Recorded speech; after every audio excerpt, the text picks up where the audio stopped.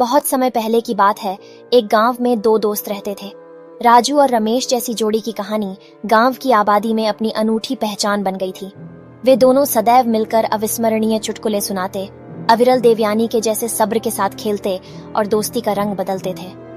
एक दिन राजू ने एक पुराने मंदिर में रहस्यमय तरीके से छिपी हुई पुरानी पुस्तक के बारे में बात की। रमेश, पुराने मंदिर में एक पुराना किताब है। वह एक पुरानी रहस्यमय खजाने के बारे में लिखा किताब है। हम लोग किताब की सहायता से खजाने तक पहुंच सकते हैं। ये पुस्तक कहती थी कि गांव में एक खजाना छिपा हुआ है जिसमें सभी सपनों की पूर्ति होती है। राजू, जो रोमांच से भरा हुआ था, इसे खोजने का निश्चय कर लिया। रमेश, जो धनी और लालची था, तत्परता से कहने लगा, राजू, ये संदेश बहुत रोमांचकारी है। हमें इस खजाने का पता लगाना होगा। हम खजाने की सहायता से गांव के सबसे अमीर आदमी बन सकते हैं। दोनों आपस में बात करने के बाद दोनों दोस्त पुराने मंदिर के लिए निकल पड़े। मंदिर की रास्ता गांव के पुराने कच्ची रोड से होकर निकलता था। दोनों उस रास्ते में आगे की ओर चलते गए।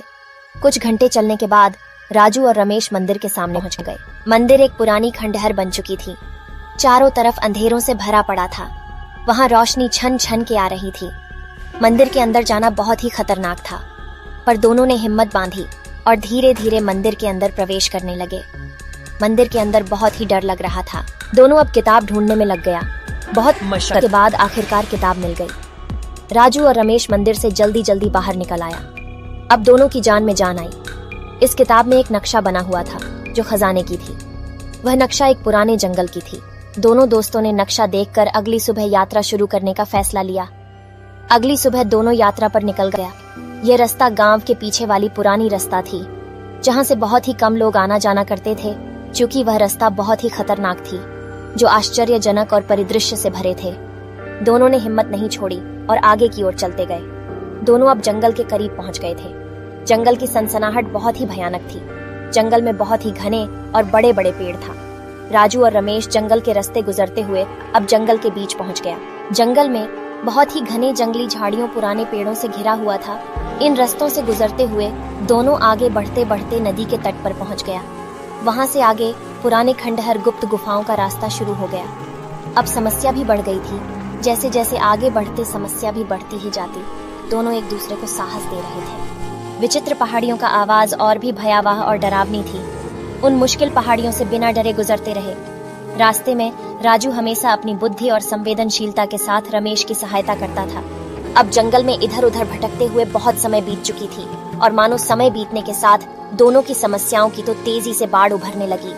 लेकिन रमेश की लालच उसे उस खराब परिस्थिति में आगे बढ़ाने के लिए लालायित कर रही थी, जबकि राजू धीरज और सहनशीलता से जंगली रास्तों में आगे बढ़ने योजना बना रहा था और आगे बढ़ रहा था। अंततः राजू धीरे धीरे थक गया और विचारशीलता से बोला, रमेश, मुझे लगता है मेरी शक्ति और ताकत सिमट रही है। मैं अब आगे नहीं जा सकता। मैं पूरी तरह थक चुका हूँ। हमें थोड़ा आराम कर लेना चाहिए। अभी रात होने वाली है और आगे आने वाली रास्ता भी भयंकर है। राजू आगे आने वाली समस्या की गंभीरता को जान रहा था, इसलिए वह समय रहते घर वापस जाने की सोच रहा था। पर रमेश की लालच ने उसे अंधा कर दिया था। वह आगे आने वाली समस्या के बारे में नहीं सोच पाता है और राजू की बातों को ध्यान में नहीं लेता है। रमेश राजू को उस भयानक परिस्थिति में अकेला छोड़ आगे जाने की बात करता है। राजू रमेश को बहुत समझाने की कोशिश करता है। रमेश, यह जंगल बहुत ही भयानक है। इस जंगल में अकेले घूमना मौत के मुंह में जाने के बराबर है और समय भी बहुत बीत चुकी है। शाम ढलने को है। हम लोग घर वापस चलते हैं। तुम डरपोक हो। तुम्हें घर जाना है तो तुम जाओ, मुझे नहीं जाना। मैं बिना खजाना लिए घर नहीं जाना चाहता हूँ। मुझे जंगल में अकेले जाने में डर नहीं लगता है। मैं अकेला ही चला जाऊंगा। मैं सारा खजाना अकेला ही लेके आऊंगा। इस जंगल में घूमना और खजाना खोजना कोई बड़ी बात है क्या? मैं खजाने तक अकेले ही पहुंच जाऊंगा। और रमेश राजू को जंगल के बीच अकेला छोड़ आगे चला गया। दोनों उस खतरनाक जंगल में अकेला पड़ गए। राजू जो अब थक चुका था, उसने अपनी हिम्मत नहीं खोई और अब वह अकेला घर वापस जाने के लिए अपनी रास्ते पर निकल जाता है। वह आराम पाने के लिए अपने घर की ओर लौट गए। समय बीतते गए और रमेश अभी तक खजाने की तलाश में लगा हुआ था और साथ ही जंगल बहुत ही भयानक था और अकेला उसका आत्मविश्वास और उसकी शानदार योजना धीरे धीरे कमजोर होती जा रही थी। खजाना को बहुत खोजने के बाद भी रमेश के हाथ नहीं मिला। रात होते ही वह अकेला जंगल से जल्दी जल्दी में परेशान और निराश होकर जंगल से बाहर आया।